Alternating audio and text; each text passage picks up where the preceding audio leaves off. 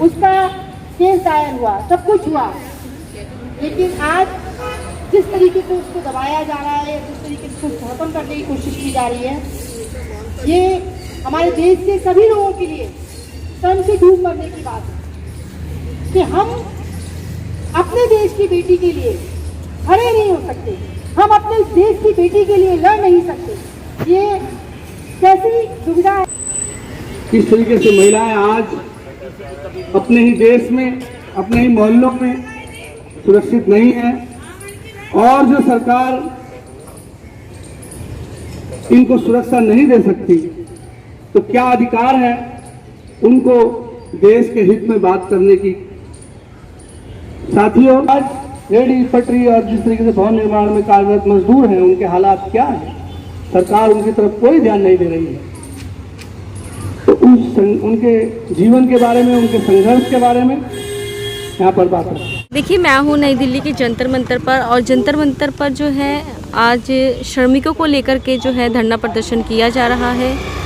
जो लॉकडाउन में जिन श्रमिकों का रोज़गार जो है वो छूट गया था, और पहले भी जो जिन श्रमिकों के जो मज़दूर थे उनके रोज़गार पहले भी जो है छूट गए थे, उन्हीं को लेकर के जो नई दिल्ली के जंतर मंतर पर जो है धरना प्रदर्शन हो रहा है। हमारे साथ हैं हरीश त्यागी जी, जो कि all India United trade union centre के जो हैं दिल्ली प्रदेश अध्यक्ष हैं। आइए इनसे बातचीत करते हैं।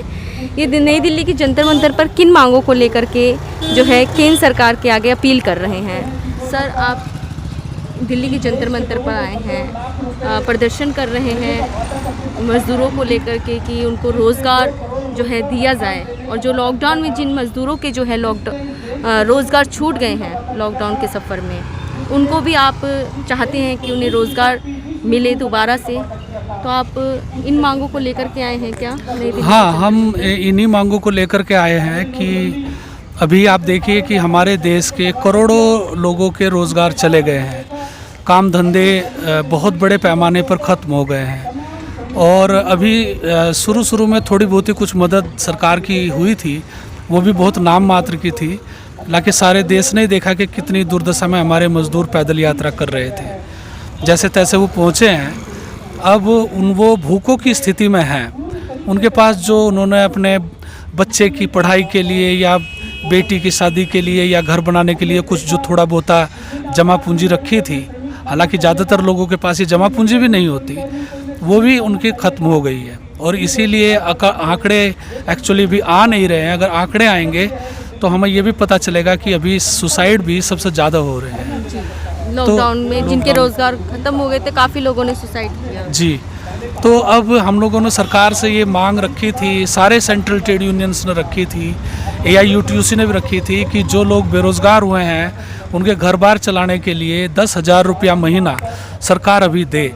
ये कोई अनोखी मांग नहीं है, केवल हमारे देश की बात नहीं है, दुनिया की जो भी थोड़ी सी लोगों के बारे में सोचने वाली सरकारें हैं, उन्होंने अपने देश के लोगों के लिए कुछ ना कुछ इस तरीके की चीज़ें की हैं, लेकिन हमारे यहाँ पर सरकार ने इस तरीके से कोई चीज़ सोची नहीं है, तो लोग बहुत भुखमरी की स्थिति में हैं। दुख की बात यह है कि मज़दूरों के लिए कुछ नहीं किया, लेकिन मोदी जी ने घोषणा की थी कि हम 20 लाख करोड़ रुपए का एक पैकेज दे रहे हैं। वो जो पैकेज दिया गया है उसमें भी जो ज़्यादा से ज़्यादा जो छूट दी गई है वो बड़े बड़े उद्योगपतियों को दी गई है। आज के भी अगर आप पेपर में पढ़ेंगे तो उसमें भी दिया हुआ है कि कई सारी मल्टीनेशनल कंपनी, मोबाइल बनाने वाली कंपनियों को सरकार ने छूट दी है, लेकिन मज़दूरों को जो घर बार उन्होंने नहीं दे रहे, बल्कि उल्टा किया है कि उनके जो राइट थे, उनको ESI के लिए जो राइट था, उनको जो न्यूनतम वेतन के राइट थे, उनके जो काम के घंटे के सुरक्षा के थे, 44 श्रम कानून थे, उन कानूनों को भी इस लॉकडाउन में, इस मुसीबत के टाइम पर ये जो मोदी सरकार है इन्होंने इनको बदल दिया है। अच्छा, आपका कहना ये है कि जो भी योजना निकलती है सरकार की तरफ से, उसका कहीं ना कहीं फ़ायदा जो है उद्योगपति ले जाते हैं? नहीं, सरकार की जो योजनाएं निकलती हैं उनका फ़ायदा वो निकालते ही हैं उद्योगपतियों के लिए, वो भी बड़े उद्योगपतियों के लिए। हमारे देश के छोटे उद्योगपति तो बहुत ज़्यादा मुसीबत में हैं, उनको भी कुछ राहत मिलने से कोई दिक्कत वाली बात नहीं थी, लेकिन यहाँ पर अडानी अंबानी को छूट दी जा रही है। यहाँ पर जो छोटे मझोले उद्योगपति हैं, छोटे दुकानदार हैं, उनको राहत नहीं दी जा रही है। उनको ऊपर वो अगर कोई लोन भी लेते हैं तो भी उनको क्या नाम है ज़्यादा पैसा पे करना पड़ रहा है। लेकिन उनको पैसा दिया जा रहा है अडानी अंबानी को, जिसमें बहुत एक तरीके से छूट की तरह वो ज़मीन मांग रहे हैं तो लगभग फ्री के भाव दी जा रही हैं। तो लॉकडाउन में ये हो रहा है। आप ये जो धरने कर रहे हैं, लगातार आप इन अपीलों को सरकार के आगे रखते रहे हैं, जो भी आपकी जो मांगे थी आप इसकी जो है बोल चुके हैं, इन मांगों को रख चुके हैं सरकार के आगे। कुछ ऐसी मांग हैं जो आपकी पूरी हो चुकी हों? नहीं, पूरी तो वो होती हैं जब सरकार सुनने वाली हो, डेमोक्रेटिक हो, लोगों के बारे में सुनने वाली हो। जब सरकार ही इस तरीके की बैठी हो कि हमें लोगों के लिए करना नहीं है, तो उसके सामने एक बड़ा व्यापक आंदोलन से ही कुछ होना संभव है। अभी सारी ट्रेड यूनियनों ने इसी वजह से, चूँकि सरकार सुन नहीं रही है, 26 नवंबर का राष्ट्रीय हड़ताल का आह्वान किया है। किसानों के जो अधिकार थे अपनी फसल बेचने के, वो तो उन्होंने ले लिए, देने की तो बात गई, इसलिए किसान भी दिल्ली मार्च कर रहे हैं नवंबर में। तो इस सरकार उस तरीके से सोच ही नहीं रही है कि हमें मजदूरों के लिए, इनके लिए कुछ दें। बस आपका कहने का मतलब ये है कि खाली कहती है सरकार, उसको पूरा नहीं करती। हाँ, सरकार कहती है, सरकार तो कही थी कि हम 2 करोड़ रोज़गार हर साल देंगे, लेकिन कहाँ रोज़गार दिए। अगर कोई कहे कि जी ये जो भी लॉकडाउन हुआ इसकी वजह से चक्कर पड़ा, लेकिन इसके पहले भी क्या किया था? पिछली बार भी तो ये गवर्नमेंट थी, तब भी किसको रोज़गार दिया था? तब भी तो हमारी इकोनॉमी नीचे जा रही थी। अब इनको एक मौका मिल गया ये कहने के लिए कि देखो यहाँ की इकोनॉमी कोरोना की वजह से ये हो गया, लेकिन दुनिया में जो सबसे ज़्यादा नीचे गई है इकोनॉमी, उनमें से इंडिया है। तो हमारे इंडिया की इकोनॉमी इतनी नीचे क्यों गई? श्रीलंका है, बांग्लादेश है, पाकिस्तान है, हम सब बहुत छोटे मुल्क हैं, हमारे तुलना में उनके संसाधन बहुत कम है, हम उनकी इकोनॉमी भी इतनी नहीं डूबी, हमारी क्यों इतनी डूबी? अच्छा सर, आप लोग अभी बैनर पे मैंने देखा है कि निजीकरण के बारे में भी आप लोगों ने इसका भी विरोध कर रहे हैं कि निजीकरण नहीं होना चाहिए। हाँ, हम निजीकरण का विरोध कर रहे हैं। आप देखिए कि अभी रेलवे का निजीकरण भी होने जा रहा है, कई सारी चीज़ों के होने जा रहे हैं, लेकिन आप सिर्फ मैं रेलवे का एक जिक्र आपके सामने अगर करूं, रेलवे का निजीकरण कर रहे हैं। क्यों कर रहे हैं? पहले शुरू में बोलते थे कि जो हमें नुकसान दे रही हैं उनको हम बेच रहे हैं, लेकिन ये क्या रेलवे क्या नुकसान कर रही? कोई नुकसान नहीं दे रही, हर साल खजाने में देती है। सरकार का तो ये कहना है ना, निजीकरण करने से जो है जो कर्मचारी लोग हैं वो अच्छे से काम करेंगे। कई बार जो होता है ना, सरकारी मुलाजिम काम नहीं करते हैं अच्छे से। नहीं, ये सरकार का एक्चुअली आरोप है कि मुलाजिम जो है ना वो काम नहीं करते। नहीं तो इनसे ही पूछे कि आपके मंत्रालय में कौन कर रहे हैं, सरकारी कर्मचारी है कि प्राइवेट कर्मचारी है? मोदी जी के दफ्तर में कौन काम कर रहे हैं? हमारे IAS PCS कौन है? सरकारी कर्मचारी हैं। और सरकारी कर्मचारी काम नहीं करते तो जब ये कहते हैं कि हमारा सारी दुनिया में डंका बज रहा है, सारी दुनिया में माल बिक रहा है, तो इसको वहाँ तक पहुँचाने का काम सरकारी कर्मचारी को मार्फत नहीं तो किन के मार्फत हो रहा है? अभी जो क्या नाम है, इतनी बड़ी हमारी कंपनी है ONGC, इतना मुनाफा देने वाली नवरत्न कंपनी है, इंडिया कहती है नवरत्न है, वो सारे तो गवर्नमेंट एम्प्लॉइज़ थे, तो अभी तो उनकी बदौलत ही तो वो नवरत्न बने थे। रेलवे भी तो उन्हीं की वजह से इतनी बड़ी एक संस्था बनी थी। तो कोई ये कह दे तो ये गलत है। हाँ, मैं ये मानता हूँ कि किसी भी उसमें देख लीजिए आप कि कुछ निकम्मे लोग तो हो ही सकते हैं, लेकिन 2-4 निकम्मों की वजह से पूरी संस्था को ये नहीं कहा जा सकता। नहीं तो प्राइवेट क्यों डूब रहा है? रिलायंस की रेलवे थी जो एयरपोर्ट के लिए, एयरपोर्ट इसके लिए बनाई थी, एयरपोर्ट के लिए यहाँ से नई दिल्ली से, वो नुकसान में चली गई, वो चला ही नहीं पाए।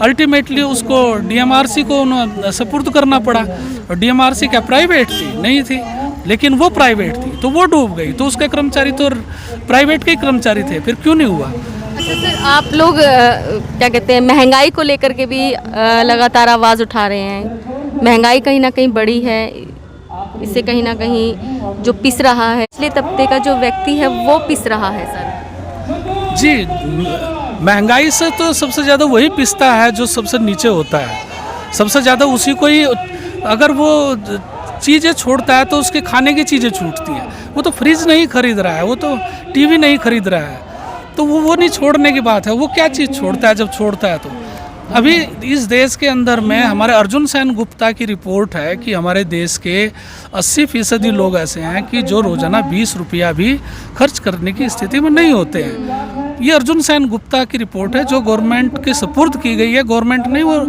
बनाया था। अब जिस देश के अंदर में एक व्यक्ति 20 रुपया खर्च करने की हालत में नहीं है, वहाँ पर अगर महंगाई इतनी हो जाए तो उसका क्या नतीजा होगा? मतलब होगा कि वो भूखा मरेगा, मतलब होगा वो अपने बच्चों को मारेगा। दिल्ली की रिपोर्ट आई थी, 2 बच्चे उसमें मरे थे, उनका इन्वेस्टिगेशन हुआ, पता चला कि 8 दिन से उन बच्चों के पेट में एक दाना नहीं गया था, एक माँ के सामने वो बच्चे मर गए। और महिलाओं पे जो बच्चियों पे जो लगातार अपराध हो रहे हैं सर, ये जो बच्चों के की भी घटना है सर जी, यूपी में भी घटना हुई, महिलाओं पर बहुत ज़्यादा अपराध बढ़ रहे हैं और ये भी हमारे लिए एक दुखद स्थिति है कि सारे अपराध तो सामने आते भी नहीं है, सारी महिलाएं सामने बोलती भी नहीं है। जितनी चीज़ आ रही है मुझे लग रहा है कि शायद हो सकता है कि वो आधी ही होंगी, आधी तो आती ही नहीं। लेकिन जो तस्वीर सामने आ रही है वो भी इतनी भयावह है। संयुक्त राष्ट्र संघ को ये कितनी बार रेफर करते हैं, संयुक्त राष्ट्र संघ ने देखो हमारे फेवर में ये बात कही। अभी संयुक्त राष्ट्र संघ ने ही बोला कि आपने ये जो घटना हुई है ये बड़ी शर्मनाक है, तो आप इसको क्यों नहीं मानते हैं? जब संयुक्त राष्ट्र एक बात बोलता है आप गौरव से फूलते हैं, और वही संयुक्त राष्ट्र जब दूसरी बात बोलता है तो आप उसको कहते हो नहीं तुम हमारे उसमें दखलंदाजी कर रहे हैं, या तो तुम सब बातों में कहो कि तुम्हें बोलना ही नहीं हमारे देश के बारे में। तो वो कमेंट करा। इससे भी ज़्यादा दुख की बात क्या है मैं आपको बताऊं कि जो सत्ताधारी पार्टी है वो कहीं ना कहीं जो उत्पीड़न करने वाले लोग हैं उनके साथ खड़ी है। कठुआ में एक बच्ची के साथ रेप हुआ, हमें ये नहीं देखना चाहिए वो किस धर्म की थी, किस जाति की थी, वो लड़की थी, बेटी थी, किसी की बहन थी, उसके साथ हुआ है, किसने किया ये हमें देखने की जरूरत नहीं है।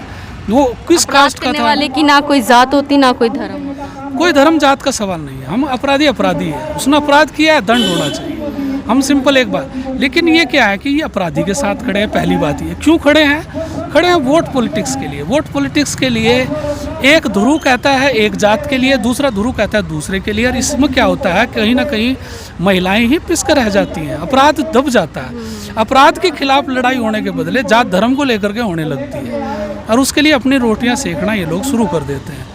लेकिन इसके लिए जनता को सचेत होना पड़ेगा, उन्हें कहना पड़ेगा कि हमारे लिए जात का और इलाके का कोई मतलब नहीं। हमारे सवाल है बहू बेटियां सुरक्षित होनी चाहिए, कोई भी अपराध करता है उसके खिलाफ सख्त से सख्त कार्रवाई होनी चाहिए, और कठोर से कठोर उनके लिए दंड का प्रावधान भी होना चाहिए। जो रिकमेंडेशन की गई थी निर्भया कांड के दौरान उनको सही से लागू किया जाना चाहिए। अब इस देश में दिल्ली नगर निगम कर्मचारियों को तुरंत वेतन के लिए भी आप लगता है? हाँ, दिल्ली नगर निगम के जो कर्मचारी हैं, खासतौर से दिल्ली नगर निगम मतलब एक्चुअली उत्तरी नगर निगम और पूर्वी नगर निगम, ये 2 नगर निगम के जो कर्मचारी हैं उनको पिछले कई महीनों से सरकार ने वेतन ही नहीं दिया है। वो अगस्त महीने से उनको नहीं वेतन दिया है। वो अपने कितने मतलब कर्ज में तो डूब गई हैं, इसके अलावा उनके कई सारी चीज़ें रुक गई हैं। लोग लोन लेकर के आजकल काम करते हैं, उनको लोन उनके ऊपर में कई गुना चढ़ गए हैं। आपने उनसे काम लिया, आप उनको वेतन तक नहीं दे रहे हैं। और इसमें सब कैटेगरी के लोग हैं, हमारे सफाई कर्मचारी भी हैं, हमारे तमाम स्वास्थ्य कर्मचारी भी हैं, डॉक्टर भी हैं। पिछली बार डॉक्टर ने धमकी दी तो उन्होंने उनको दे दिया, चूँकि वो बड़े ओहदे के लोग हैं। जो छोटे कर्मचारी हैं उनको दिया नहीं, वो शोर मचा रहे हैं।